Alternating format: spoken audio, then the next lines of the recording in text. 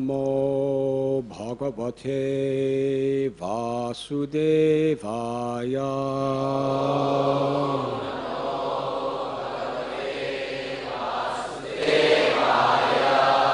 Om Namo Bhagavate Vasudevaya.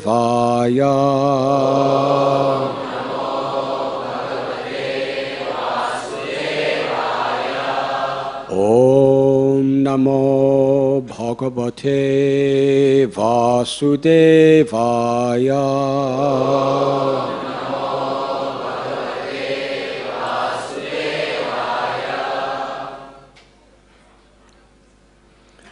Muhurtam abhavad goshtam rajasa tamasavritam sutam yashoda napasyat tasmin yastavati yataha. Muhurtam abhavad goshtam rajasa tamasavritam sutam yashoda napasyat tasmin yastavati yataha. Muhurtam abhavad goshtam rajasa tamasavritam sutam yashoda napasyat tasmin yastavati yataha.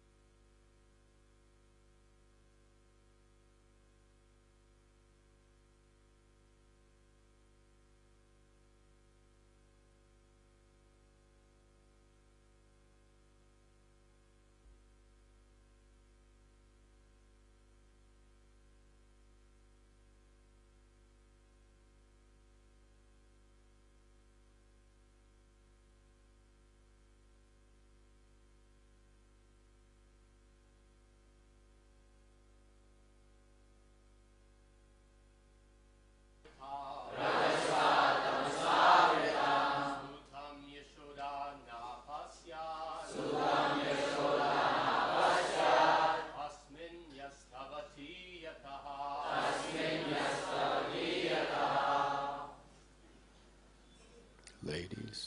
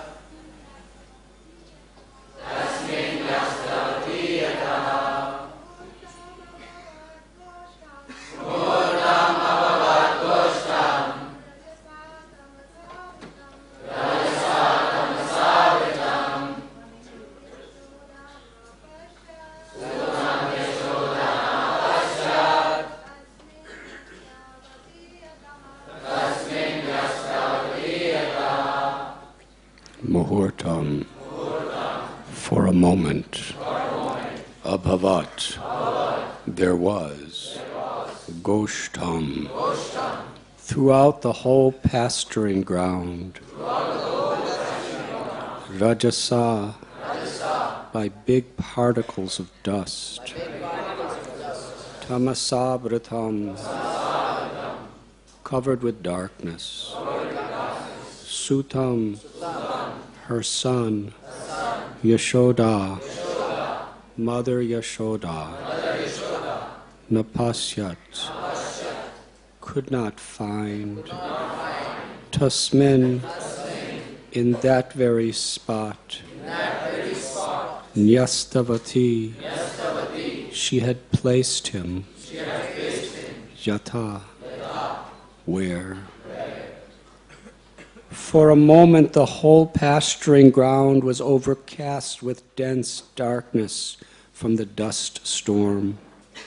And Mother Yashoda was unable to find her son where she had placed him.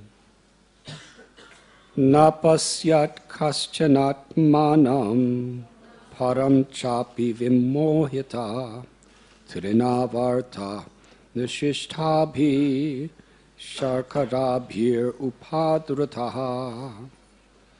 Because of the bits of sand thrown about by Trinavarta, people could not see themselves or anyone else, and thus they were illusioned and disturbed. Iti karapavana chakrapam suvarshe sutta padavim abala vilakshyamata ati karunam anusmarantya sochan bhuvi patita mritavats vatsakayatago. Because of the dust storm stirred up by the strong whirlwind, Mother Yashoda could find no trace of her son, nor could she understand why. Thus she fell down on the ground like a cow who had just lost her calf and began to lament very pitifully.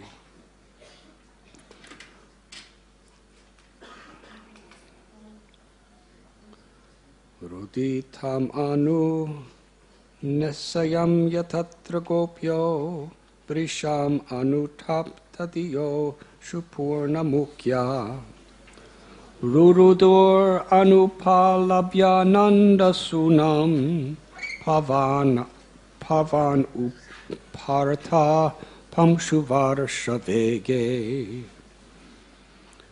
When the force of the dust storm and the winds subsided, Yashoda's friends, the other gopis, approached Mother Yashoda, hearing her pitiful crying. Not seeing Krishna present, they too felt very much aggrieved and joined Mother Yashoda in crying, their eyes full of tears. Purport by His Divine Grace, A.C. Bhaktivedanta Swami Prabhupada. This attachment of the gopis to Krishna is wonderful and transcendental. The center of all the activities of the gopis was Krishna. When Krishna was there, they were very happy. And when Krishna was not there, they were unhappy. Thus, when Mother Yashoda was lamenting Krishna's absence, the other ladies also began to cry.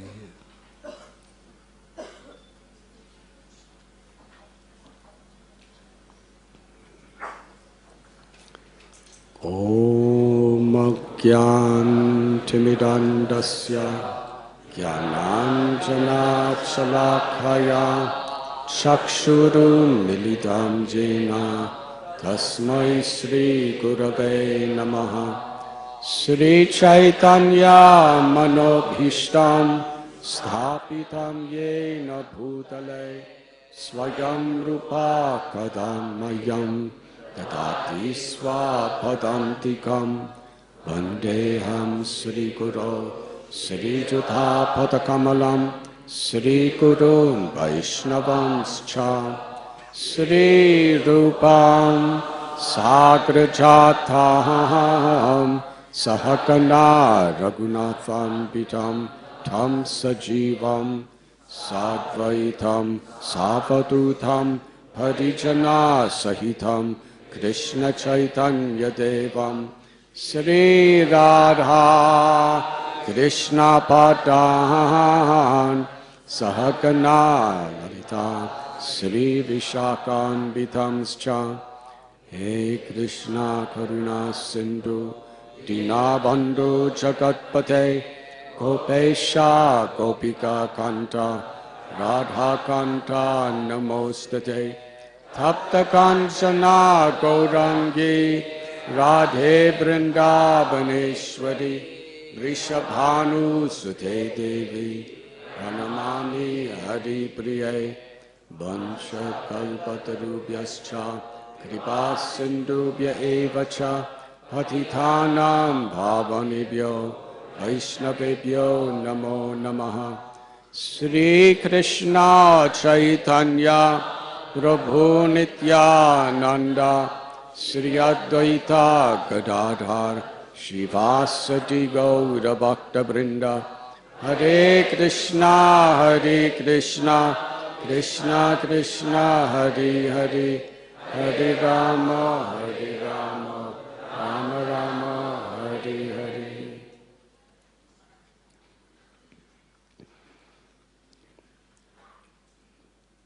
We are reading today from Srimad Bhagavatam, Canto 10, Chapter 7, entitled The Killing of the Demon Trinavarta, text 22 through 25.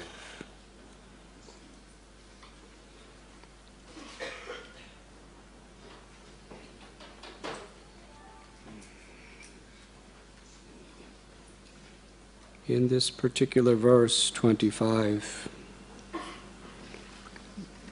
there is a very deep, profound illustration of the nature of oneness from the perspective of pure unalloyed bhakti. Yashoda Mai, the mother of Krishna, was inflicted with such grief because she did not understand that Krishna was the cause of all causes, the father, the mother of all living beings, the creator, maintainer, and destroyer of all existence.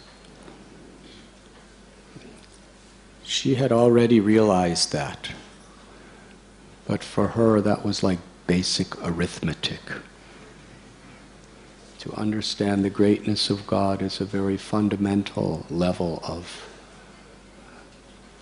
spiritual knowledge. But when love awakens, and that love is so intimate, Krishna wants to enjoy and give us the enjoyment of much higher, sweeter levels of spiritual experience. Therefore, by the power of Yoga Maya, Krishna covers his greatness. And how does he cover his greatness? It's not exactly an illusion. Rather, the higher truth of Krishna's beauty, Krishna's madhurya, his transcendental sweetness, Krishna's playfulness, Krishna's intimacy is revealed to such an extent that the power and majesty of God moves aside.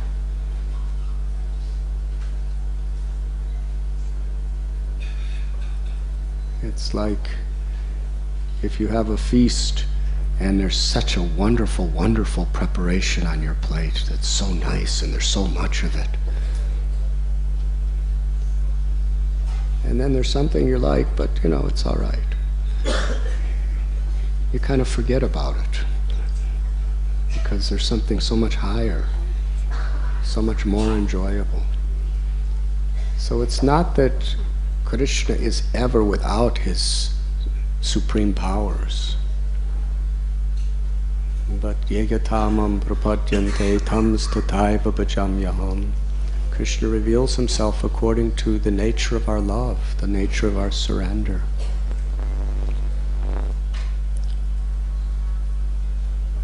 So we find even such great sannyasis and powerful yogis and scholars, how they give the highest reverence to Yashoda Mai and the gopis, because the nature of their love. If you understand Krishna to be supreme, then you can't from your heart think that you can control Krishna, conquer Krishna, chastise Krishna. But Yashoda Mai was doing all those things. She was thinking, Krishna's completely dependent on me. He's a helpless baby. And even if he displayed such incredible supernatural powers as a little baby, still the nature of her motherly love is, it must have been God protecting him. He can't do it. Putana, when she came to destroy little Krishna, how is it that she died? It must be because we are pious, and little Krishna's pious, that God protected. That is the consciousness. So this oneness we find not only between a devotee and the Lord, but where there's, to the degree there's love for Krishna, devotees become one with each other, in the sense of their concern, their feeling, one through love. It does not mean that our identities are merged. It means our love, just like so many rivers flowing into the ocean. Still, the water is its own distinct nature of water, but they are all together in the ocean. So in the same way, the love from the hearts of all the devotees, when they meet the ocean of Krishna, Karuna Sindhu, then there's a deep oneness. Oneness in purpose, oneness in spirit. So we find in this particular story, Krishna was 1 year old. He had just become 1 year in age. And Yashoda Mai was playing with him on her lap. And how she played, so much like any mother plays with a child. She would take Krishna and she would pick him up from under his arms and throw him in the air and then catch him. Have any of you ever seen mothers doing that to their babies? In fact, you may not remember, but your mother did it to you.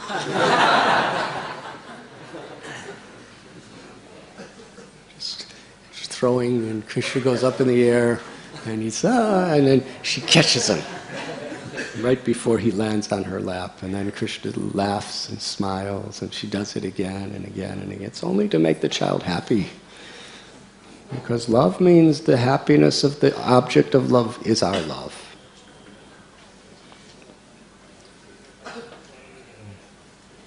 When a loving mother throws her child in the air and catches, the child laughs. She's actually doing it for him or her, because it makes the child happy. And what makes the child happy is what brings the mother the highest happiness.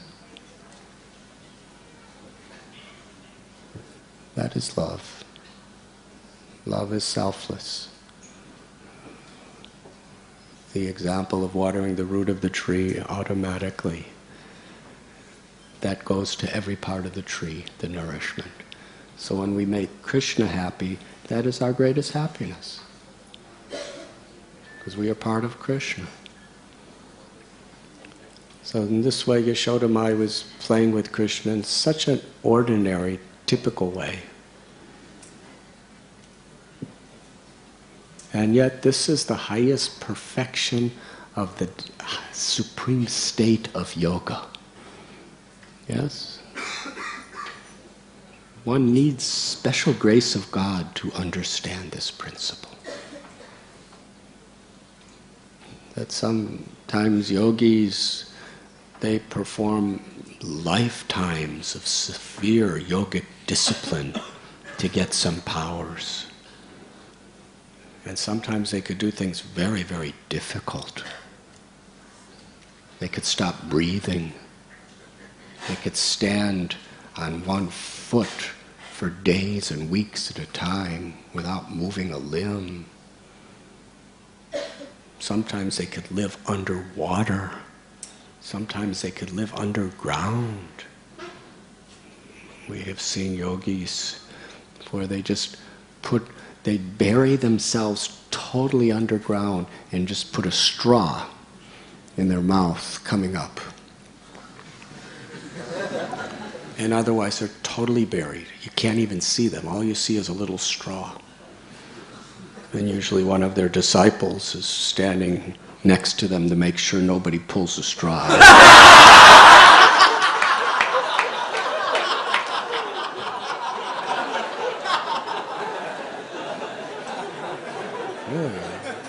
In India, anything could happen.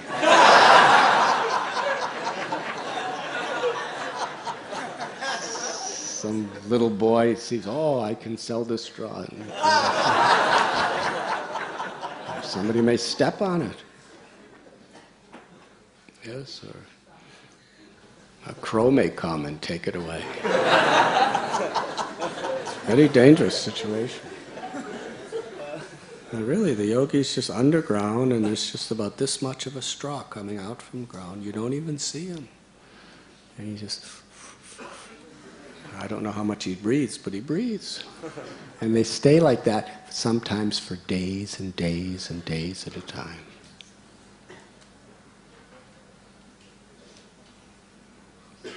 I didn't see, but maybe the disciple takes like a glass of juice every now and then.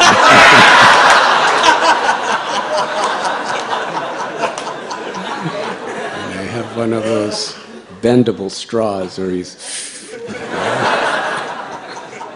But I don't think so. I think actually they don't have to eat for so many days. So these are very difficult austerities. But here is Yashoda Mai. This is the highest yoga, throwing a little baby in the air and catching it and laughing.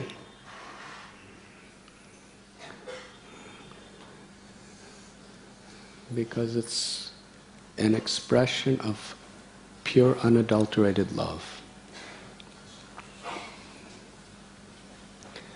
And she's playing with Krishna in this way. And Krishna knows everything. Even when he's a little baby, just playing that role so sweetly, still, all the powers of God are there. In fact, it describes in the scriptures that when Krishna appears, all the avatars, all the expansions of the Lord, they all merge into his body. Narasimhadev, Varahadev, Mahavishnu, Karunodakshayi Vishnu, Shiva, they are all present in Krishna's body, with all the powers and all the knowledge and all the everything. So Krishna understood that Kamsa had sent Asura, Trinavartasura, to come specifically to kill and eat Krishna. That was his motivation, to murder Krishna, then eat him. He was a Rakshasa.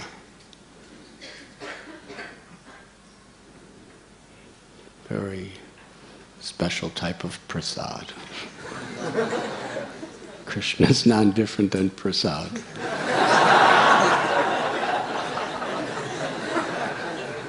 But this is how Rakshasas interpret it.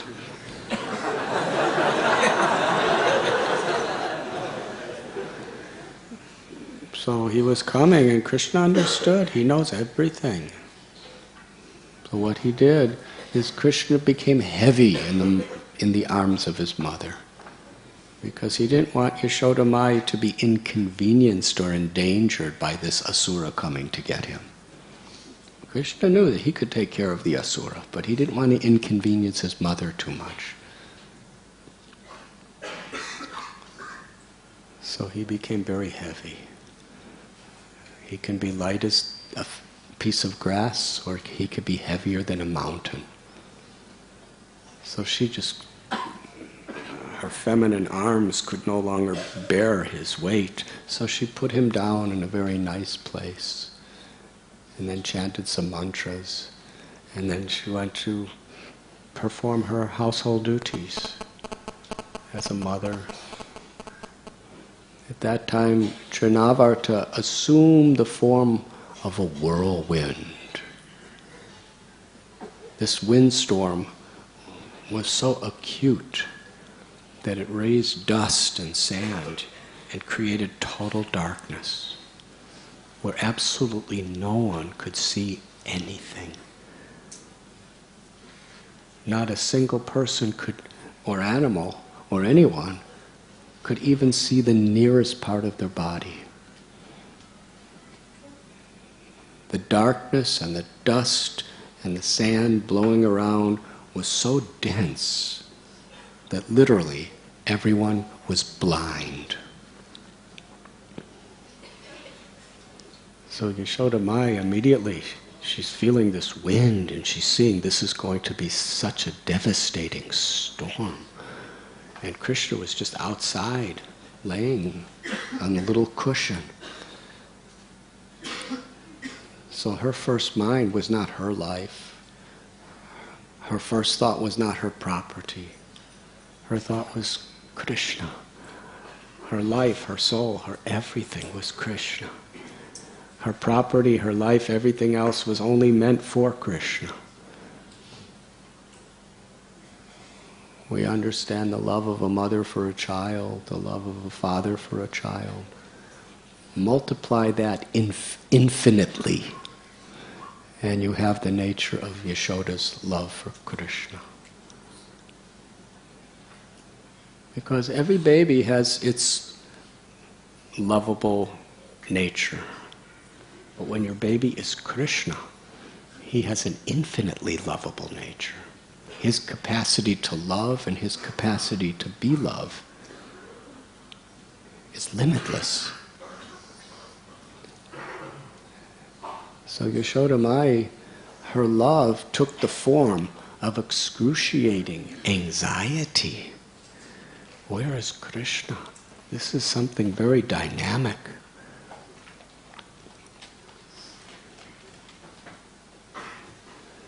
Love can take many forms, but when the love is spiritual, it brings ecstasy to the heart. Even anxiety brings ecstasy to the heart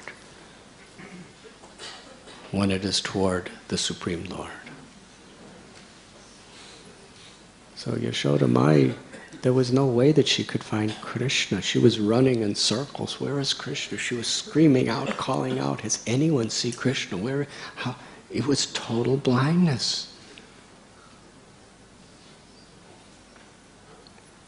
And meanwhile, Trinavarta, he picked up Krishna.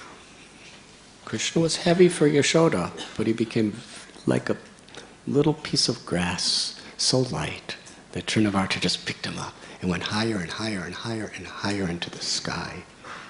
He kidnapped him. And for Krishna, anyone who takes shelter of Krishna becomes fearless. Bhajahure manasri nandanandana abhaya charanara vindare. So Krishna is the source of all fearlessness. Just this little 1-year-old baby's going higher and higher in the sky. He was laughing even more than when he was with Yashoda. Because Yashoda was only throwing him about this high.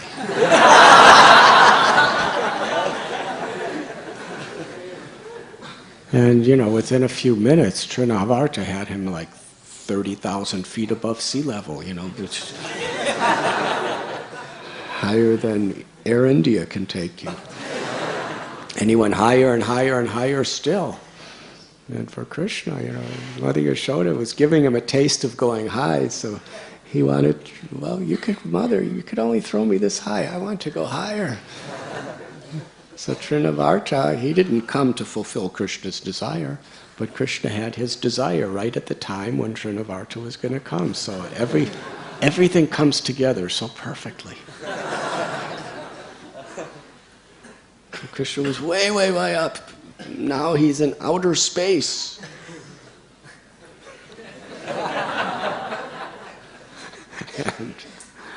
and poor Yashoda, when he was way, way up, then the dust and everything started clearing, and she was looking everywhere for Krishna. She went to the spot where Krishna was placed. He was gone. And the gopis and Yashoda Mai were looking in every direction.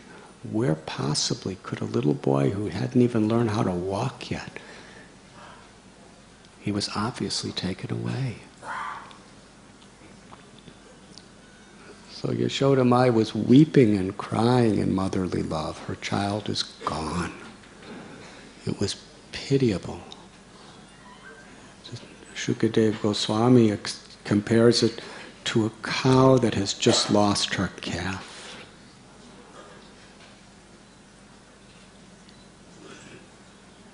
That example just gives the innocence of the expression. And for those of you who have ever taken care of cows in a close way, you will understand it really is a pitiable situation. I have seen on many occasions where a mother cow, she just loves her little calf so much. The mother gives birth, and the little calf... Calves in many ways are more advanced than humans. Because within a minute, the calf is jumping around. Yes? Takes us, I don't know this chronology of growing up, but what age does a child start walking?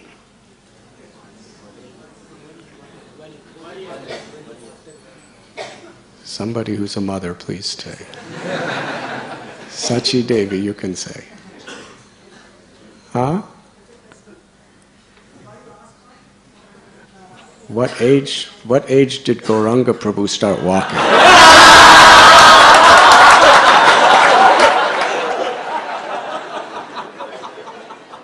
8 months?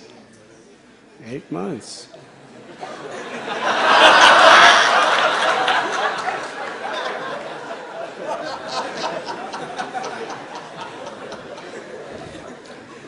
Little by little, everything will be revealed.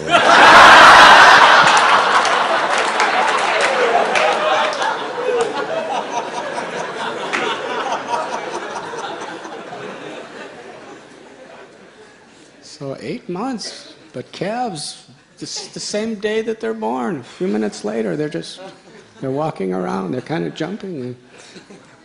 And the mother's licking and licking and licking and licking, and oh, there's so much affection there. And then the little calf dies. I've seen it. And oh, the mother, she's beside herself with grief. She's mooing in such a piteous way. It breaks your heart. She's crying, tears streaming down her furry face. And she just keeps licking the calf and sometimes just trying to lick life back into the calf. So much affection. So Shukadev Goswami, he's comparing it to that a cow that loses the calf. Yashoda Maya was weeping and crying, and she was falling unconscious. She couldn't bear. It was inconceivable that Krishna has been taken away. That little helpless baby.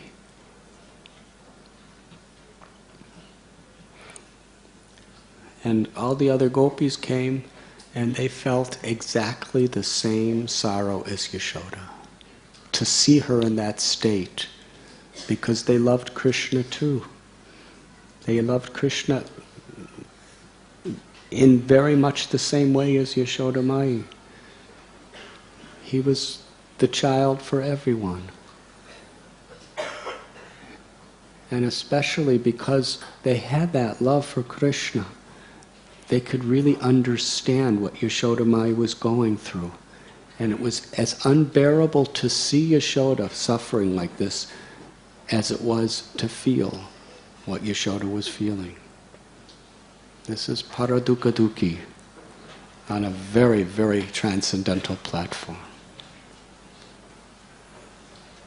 The nature of a saintly person is Paradukkha Dukhi. The nature of being able to speak high things, being able to perform various mystical feats or accomplish great things is one thing. But deep down, what makes a person great is the quality of Paradukkha Dukhi. And this we should focus on. And that is that another person's happiness is my happiness. And another person's suffering is my suffering. That is compassion, karuna ras, love and compassion. So all the gopis, they were absolutely one with Yashoda in the sense that they shared her sorrow in such a deep way. They cared about her so much. They would do anything, everything, to alleviate her unhappiness. And even in this world, the mode of goodness, this is what makes people cultured. In most traditions, when someone dies, a loved one, be it a wife or husband or child or parent, there's a time of grieving. And in that time of grieving, family and friends and well-wishers come and share your sorrow with you. In almost every culture and every faith, there's a certain way that is done.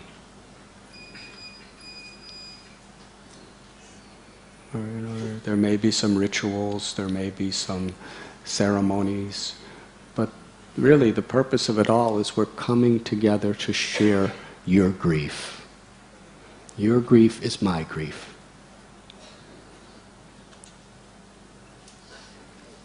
It's an act of love. Of course, these days people just go as a formality, just because they're supposed to go. They go to your house and say, I'm sorry, I'm sorry, I'm sorry. And as soon as they leave the house, they just go to a cinema or something. They enjoy a Bollywood movie. I don't know what they do. But it's for real. To share each other's grief. When someone's having difficulty, if we're really a spiritual family, we should understand that that person's difficulty is everyone's difficulty.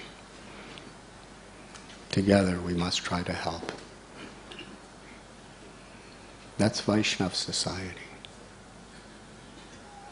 When Sri Chaitanya Mahaprabhu went to South India, Kala Krishna Das, he got in some trouble, some pretty serious trouble actually. that nomadic tribe somehow or other seduced him to leave Lord Chaitanya to engage in, inappropriate activities. So Lord Chaitanya rescued him and brought him back and protected him. But then when they came back to Puri, Sri Chaitanya Mahaprabhu said, "Look at what he did. Now he can go anywhere, but he cannot be with me." Because Lord Chaitanya wanted to set the standard that we have to take our responsibilities and our morality very seriously. So Lord Chaitanya banished him from his company. But then the whole family, the whole congregation of devotees came to try to help Kal Krishnadas. Headed by Nityananda Prabhu, Swarup Damodar Goswami, all these people, what are we going? We have to somehow or other help him. We have to honor Lord Chaitanya's example, but at the same time, we have to help him. Because they felt the same pain that he felt when he was rejected.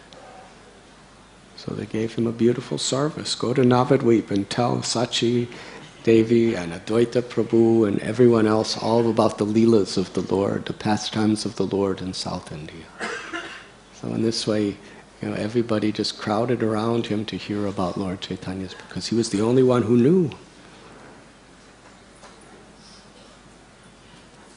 So there was that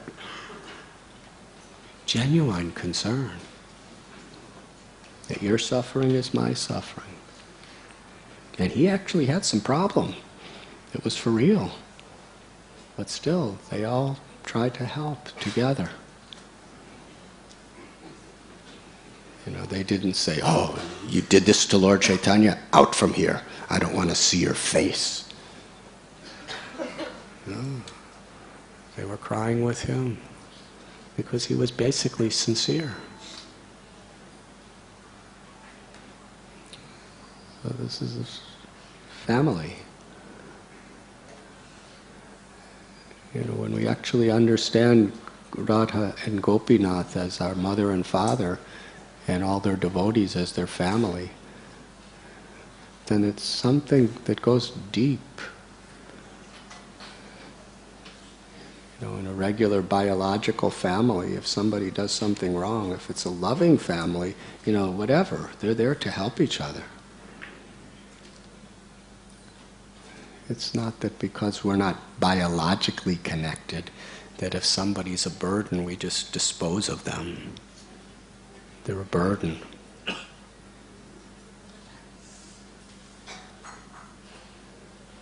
Burden of love is a great opportunity.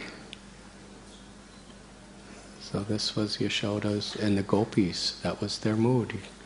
Yashoda's suffering because of the loss of her child. So they were all suffering with her. They were all kind of crying like the mooing of cows that lost their calves.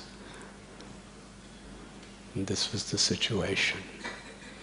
Meanwhile, Krishna, he was having such a good time. He was just looking down at the scenery and Trinavarta was taking him higher and higher, and Krishna knew he's taking him up there to kill him. But Krishna, he was seeing the good. It's like the most incredible roller coaster ride ever made. But then, Krishna understood the sorrow of Yashoda and all the other gopis. And he also understood the evil intent of Trinavarta. But he also was thinking that he's given me so much fun. Why should he continue in this demoniac mentality and this demoniac? I will give him liberation. He's given me so much enjoyment, I will give him liberation. So Trinavarta was gigantic. And he was really a mystic yogi. Can you imagine having the power to make a dust storm like that by just twirling around? Any one of you, go ahead, twirl around. And See what the rest of us do. He went higher, higher, higher, higher, higher. It's gigantic. And Krishna was only like this big compared to him. He became heavy. Krishna doesn't have to grow to become heavy. He became as heavy as a planet. And he was only this big. And it's not that there was some sort of biological thing going on of the condensing of his cellular structures. No, he just... In the Bible, let there be light, and there's the sun. Let there be life, and there's life. Krishna, let me be heavy, and he was heavy. But Radhanath couldn't... He was way up in the sky, and now he was about to fall down because Krishna was so heavy. So with all of his strength and power, he tried to tear Krishna and throw him away. But little Krishna with his tiny little arms, he put around Trinavarta's neck and squeezed. He went. And Trinavarta was choking. He was really choking. Couldn't breathe. With all of his power, he was trying to remove Krishna and throw him away. And Krishna was smiling, and he was laughing. He was still looking down at the scenery from outer space. It just so nice. He was squeezing his neck every now and then just to give more effects to the pastime. Krishna's little tiny lotus soft feet would just give a little kick. And that little kick was like a massive nuclear bomb hitting him in the chest. That's what he felt like. And finally, Krishna just squeezed him so hard that Trinavarta lost his life. And then he came soaring down. And Krishna arranged it so he fell on a gigantic slab of rock. So his body just dislocated in every part. And he was massive, and Krishna was on his chest playing. And when all of us, can you imagine Yashoda Mai and the gopis, all of a sudden they're looking for Krishna, where is he? They didn't know where he was, and all of a sudden, this massive asura lands on a rock from the sky. And Krishna's smiling and laughing. He still can't even walk, he's crawling.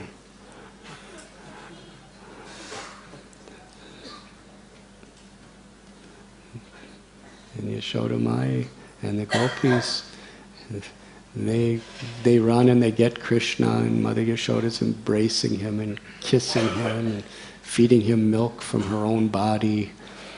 And she's thinking that the Supreme Lord has saved our helpless, innocent little son. And that's the way everyone's thinking. Narayan is so merciful because Krishna is so innocent and so pure. The Supreme Lord has protected him. So there's no other explanation.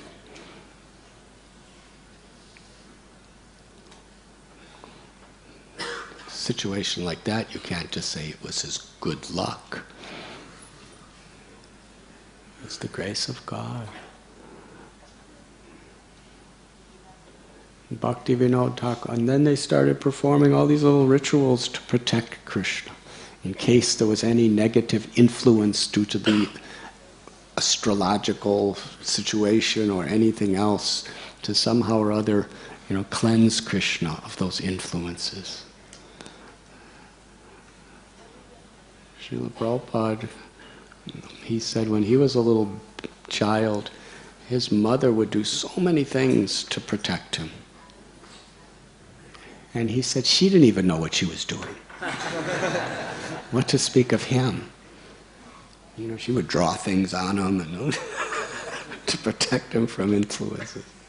You know, Bengali mothers, what to do. But it's an expression of love. It's not so much, you know, what is done, it's the love that's important. Love is not always logical. Love is not always rational. Love is, spiritual love is beyond ration and logic. We need sound philosophical ration and logic to come to that state. But once we reach that state, it's so much deeper. It's so far beyond. It's inconceivable, achintya. Bhaktivinoda Thakur, he explains how this Trinavarta represents being proud of material scholarship. And that could also be scholarship of scriptures. Material means when there's pride. When there's false pride, it's material. The difference between spiritual and material really is the difference between with false ego or without false ego. When false ego comes in, ahankar, it makes something material. When false ego is not there, then it's spiritual. If we use something without ego for the pleasure of God, that's spiritual. So pride of scholarship. It makes us think that we're going higher and higher and higher and higher and higher. That's the way the ego is. It makes us think that we're above others. And then we look down, condescending upon others. And whether we do it because of wealth, or beauty, or a high birth, or knowledge, that pride corrupts our ability to connect with God. Janmaishwarya Shrutishubhir. Queen Kunti prays that there are 4 primary disqualifications for knowing and loving Krishna. To have physical beauty, to have wealth, much wealth, to have high education, or to come from a very prestigious family, high birth. Because Krishna's akinchana gocharam. Krishna's the property of those who feel that they have nothing. It doesn't mean you have nothing. It means you recognize that ultimately everything is the grace of Krishna. And we don't become proud. Having education or beauty or high birth or wealth in itself is not at all a disqualification. But the pride that you could be infected by having these things, that is the greatest disqualification. Because when we're proud, we think ourselves superior to others. When we're proud, then we have expectations. Expectations of how I should be treated. Of what facilities should be given to me. And we think we have rights over other people. Pride is so deep, it is so subtle, it is so corrupting.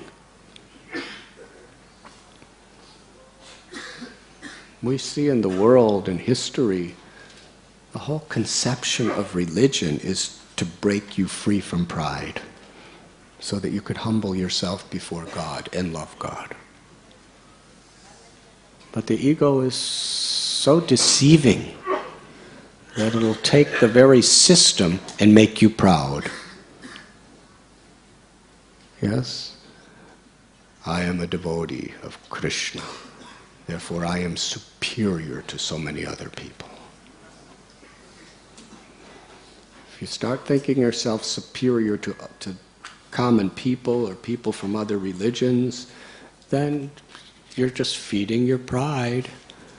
And then naturally, inevitably, you're going to start feeling yourself better than other devotees. Ego is ego.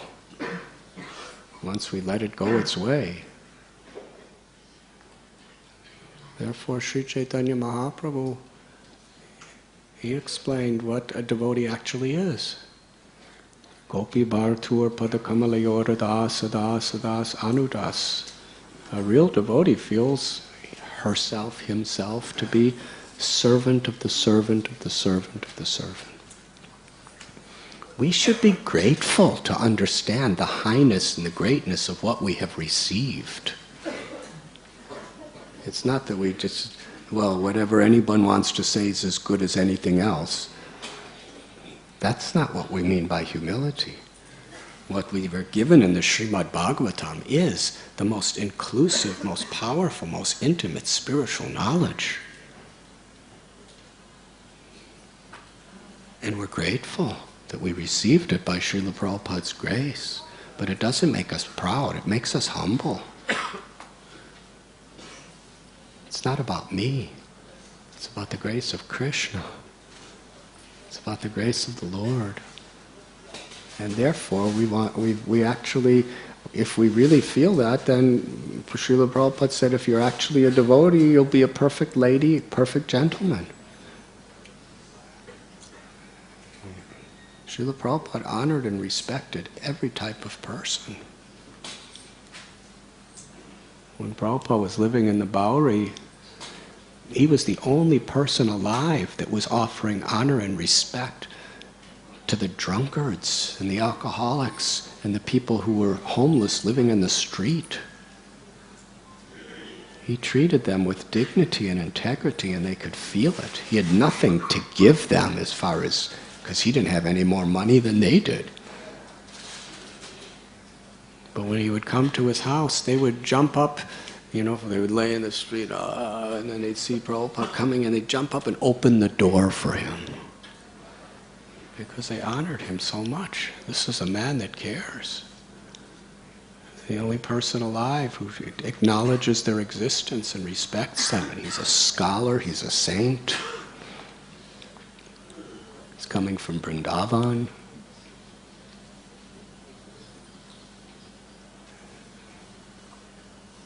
Sometimes Srila Prabhupada was very heavily defeated wrong philosophies.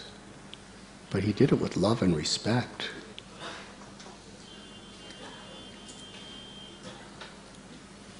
So Kunti is explaining that high education, high beauty, high birth, high wealth can intoxicate a person with false pride, where we think I have special privileges and you don't.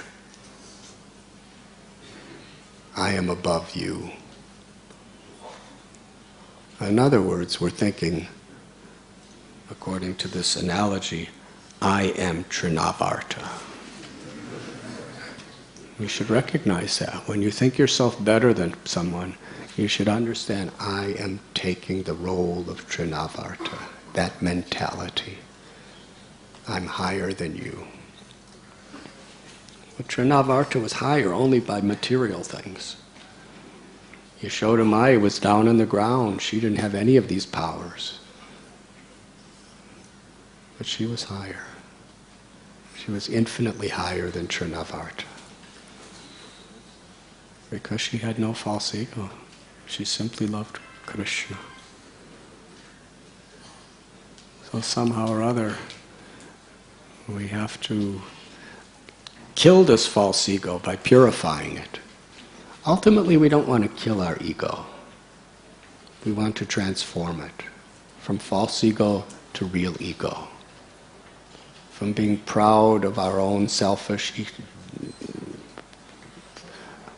due to some deep, deep insecure need, to being proud of Krishna and being proud that I'm a child of Krishna.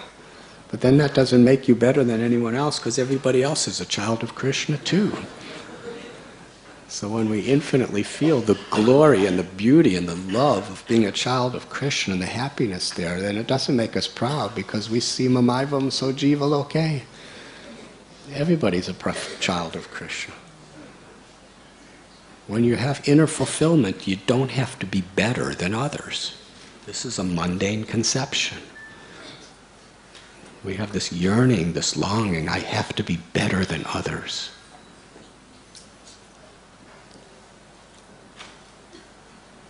But in the spiritual world, everyone is unique. It's not that it's just a boring blur of everyone's the same. Yes? Everyone is unique. And Krishna's love for you and me is unique. It's special. It's intimate. And it's something that we're just so grateful, we're so happy with. But we should understand that that same uniqueness is inherently in everyone's relationship with Krishna. So we don't have to do better, we don't have to be better. We're all one, but at the same time, there's infinite variegatedness within that oneness.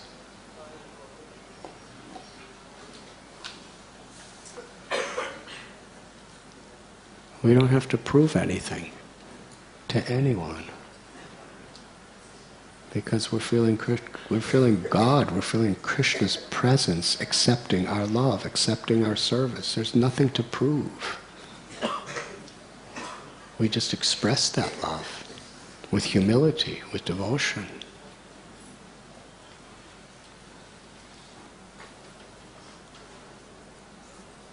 So how do we transform false ego to real ego? From material to spiritual. Simply by connecting it to Krishna, connecting it to God. Om apavitra pavitro va sarvavastam gatopiva. Krishna's all pure. If we just connect with Krishna, we become purified. And in this age of Kali, the simplest, most powerful way of connecting with Krishna and becoming purified is chanting the holy name. Hare Krishna, Hare Krishna, Krishna Krishna, Hare Hare, Hare Ram, Ram Ram, Hare Hare.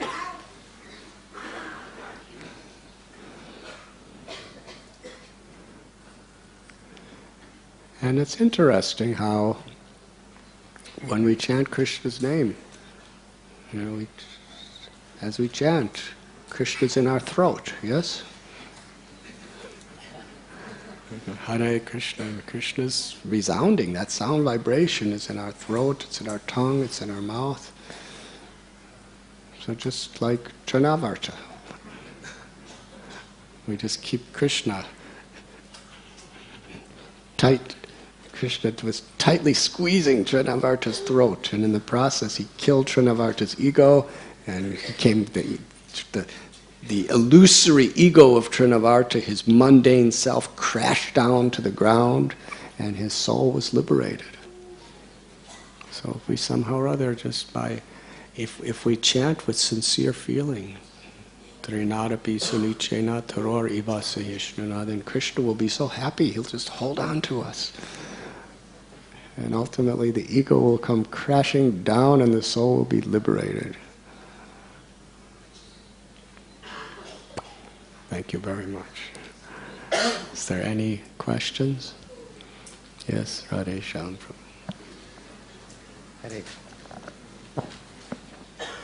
Hare Krishna. Maharaj, sometimes when people say that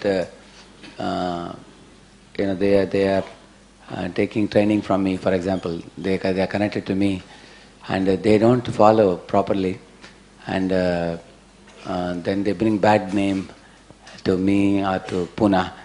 Then sometimes I feel that I feel upset, with it. Why they claim their connection to me while not following what I tell them to follow, So is it also a type of material ego, or this is it a sense of responsibility? I'm not very sure about that.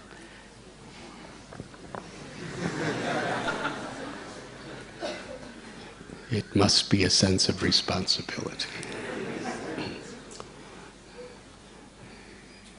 We should see that these types of situations, although unfortunate, see it as Krishna's way of trying to help you to really come more and more above the false ego. What's important is to make sure that we don't have ulterior motives, we are not mistreating people, we're really trying to do the best we can. And even if you do the absolute best you can, still people will blame you and people will criticize you, because that's the nature of the world. And we should hear it, to see if there's some truth, that I'm doing something wrong, that I'm making some mistake. If there is, we should rectify it. And even if there is, we should rectify it, but we shouldn't become depressed, because life is about learning. But if it's an exaggeration that's beyond moral limits of how people are criticizing and condemning, because oftentimes people do it not because of what you've done, but because of who they are. Sometimes people just have certain insecurities, or they have certain envy, or they have certain mental issues, social issues, and it makes you look really good in your own ego if you're going to criticize somebody in a high position. It makes the ego think that, just see my power, I can criticize that person. What does that make me if I could criticize that person? Yes, sometimes people have to, that's where they're at. So we can try to, serve the best way we possibly can. And when those things happen beyond our own limitations, then we should see it as a blessing. It's meant to help me become more detached. And we take shelter of Krishna in that situation. Does that answer your question? Hari Hari. Is there another question?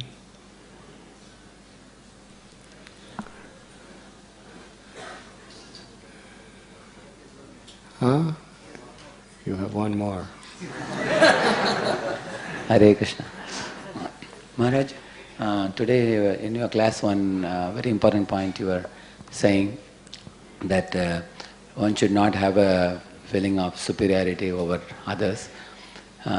Sometimes even when we do good to someone by making an effort to rectify their anartha, and after it is done, and in case they get better also, sometimes one problem is that sense of superiority, which is an anartha that may come in my heart.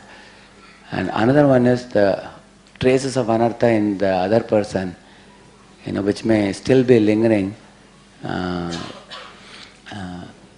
the old impression that I have about them, the old perception. How do we erase it? Because that is only known to me when I am handling a person, and it is a confidential thing which we cannot tell others. So I help an individual to rectify him, get rid of a fault. And after it is done, either it is still lingering in that person, or my perception of that individual makes me not respect him so much, after I know his deficiency. So how do I get rid of that? Because he has already improved and he has come up. Still the old impressions are still there. So how do I get rid of it? And also how do I not feel a sense of superiority that I have helped him? Because I feel both of these are very dangerous and detrimental, leading to pride.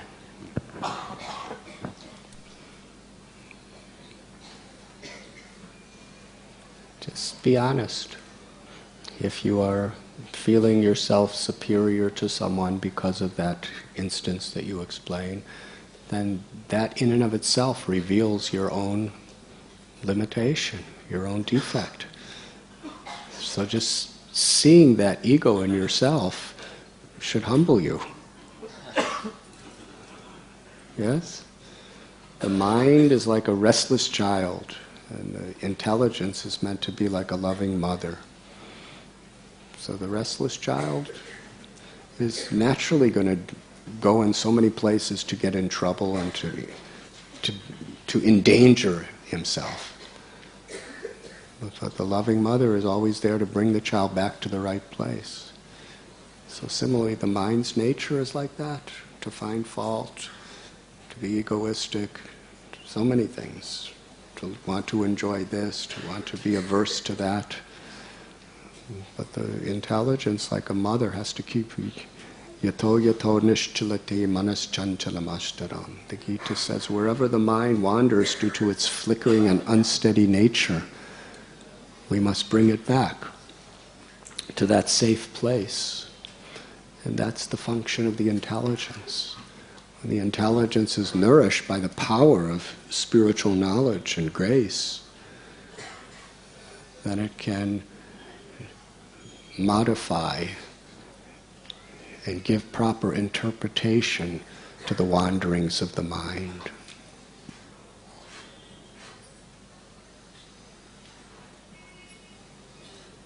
Because all these things are so superficial and temporary. You know, a person may have some difficulty, and a person may confide in you. This is what you're saying. And then you could help the person come out of it. And then you're thinking this person has this difficulty, and you're making judgments of him. But this person, you know, if he's overcoming his difficulty, by the end of this life, this person can go back home, back to Godhead. And you might, you know, take another birth because you think you're better than him. Huh? So we have to try to see the whole picture. Bhakti is a powerful process. And that's why Lord Chaitanya, very powerful statement. We have to apply this on our own lives, amongst each other. What did Jagai and Madhai do? How would you like Jagai and Madhai to confess what they were going through? Huh? Even Yamaraj couldn't handle it.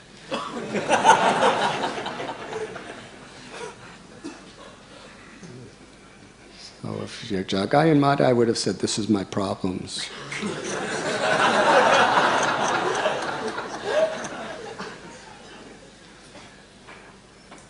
Then you would really have something to be judgmental about. But after they chanted the names of God and humbled themselves and accepted the path of pure bhakti, Lord Chaitanya Mahaprabhu told all the devotees, never think of Jagai and Madhai due to their past defects. Now they're with us. They're one of us. Jagai and Madhai were dancing with the devotees in kirtan so intimately that they were they were crashing into Lord Chaitanya and everybody else. They were in such happiness. So Lord Chaitanya said like this, never think of them for what they were. Think of them for who they are. So if somebody's rectifying themselves, it's not our position to think of what they... We could think of what they were, not to judge the person, but rather to appreciate. This person was like that, and now like this. To come out from that into this, it's actually a glorification. It's an appreciation.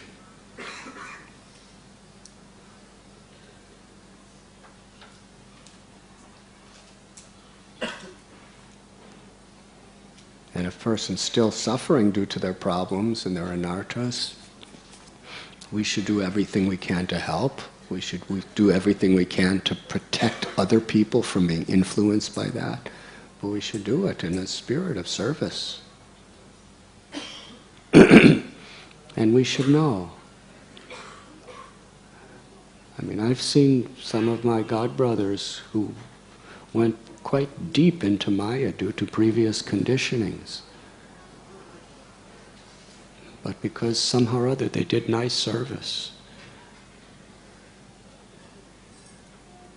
You know, they got some situation came where at the end of their life they just totally became humble and surrendered to Krishna and definitely went back home, back to Godhead. So I may not have those difficulties, but I may not surrender like they do and go back to Godhead. That's the way we should be feeling. Even if a person's having difficulty, we have to protect ourselves from that. We have to protect others from that influence. We have to try to protect them from that influence.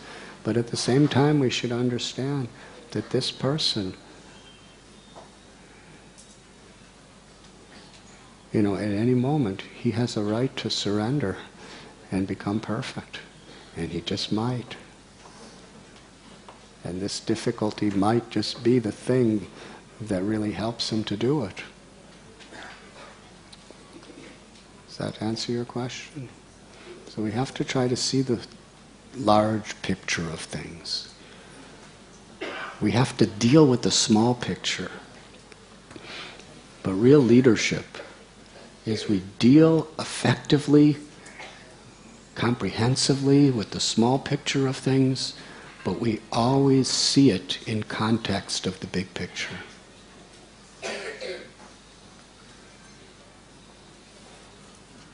And we have to balance the two.